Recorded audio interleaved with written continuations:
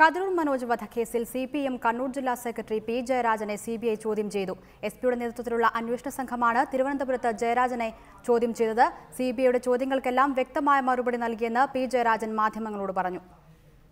സിബിഐയുടെ തിരുവനന്തപുരം ഓഫീസിൽ രാവിലെ 11 മണിയോടെ ചോദ്യം ചെയ്യലിനായി പി ജയരാജൻ എത്തിച്ചേർന്നു.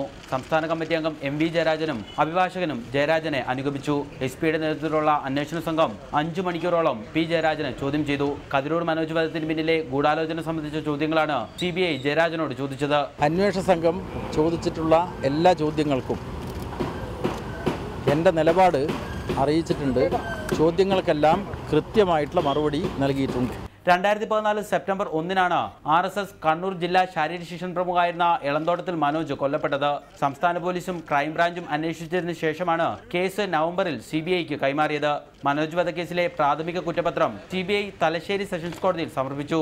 മുഖ്യപ്രതി വിക്രമനടക്കം 19 CPIM പ്രവർത്തകർ ഇതുവരെ പിടിയിലായി. കതിരൂർ മനോജ് വധത്തിന് പിന്നിലെ ഗൂഢാലോചനയാണ് സിബിഐ ഇപ്പോൾ അന്വേഷിക്കുന്നത്. റിപ്പോർട്ടർ, തിരുവനന്തപുരം.